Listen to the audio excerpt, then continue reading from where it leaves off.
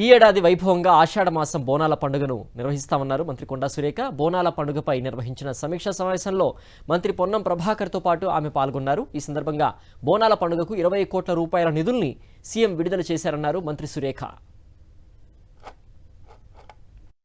ఎక్కడ లోపాలు లేకుండా అందరికీ కూడా అసౌకర్యం కలగకుండా భక్తులందరూ కూడా క్షేమంగా వచ్చి వాళ్ళ బోనాలను సమర్పించుకొని మొక్కులు చెల్లించుకొని మళ్ళీ క్షేమంగా ఇంటికి వెళ్ళే వరకు కూడా అన్ని డిపార్ట్మెంట్స్ కూడా ఇన్వాల్వ్ కావాలని చెప్పి కోరడం జరిగింది.